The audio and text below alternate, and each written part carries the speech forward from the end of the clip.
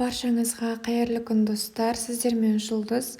Бүгін сіздермен помело жемісінің пайдасын және зиянын айтатын боламын.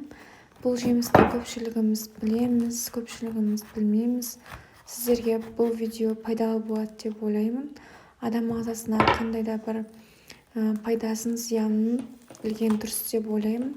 Және де достар, менің каналыма тіркеліп лайк басып қойыңыз, себебі алдағы уақытта тағы да пайдалы видеолар саламын. Енді помело жемісі бұл цитрустық жемістердің ішіндегі ең ірісі және де терісі өте қалың болып келеді.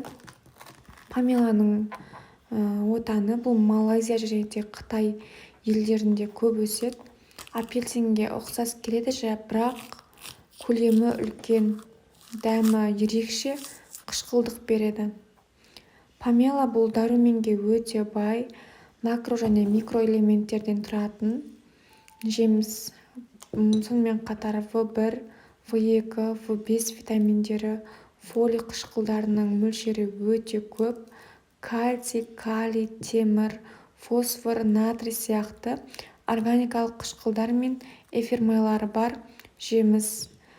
Сонымен қатар помело жемісінде С витамині өте көп. Сондықтан да С витамині болғандықтан иммунитетті жақсартып, көңіл күйді көтереді және де қан ұюы мен қатерлі ісік қаупінің алдын алады. Және де С витамині бет терісіне де өте пайдалы.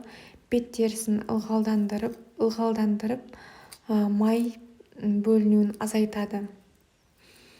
Сонымен қатар помело жемісі метаболизм процесін жақсартады және де сол метаболизм процесінің арқасында май қабаттары ыдырап, едәуір салмақ тастауға да көмектеседі. Помело жемісінің пайдасын білдік. Енді зиянына келетін болсақ, помелоның құрамында қышқылдық мөлшері жоғары болғандықтан бұл жерде асқазан аурулары бар және де ішек аурулары бар адамдарға жеуге болмайды.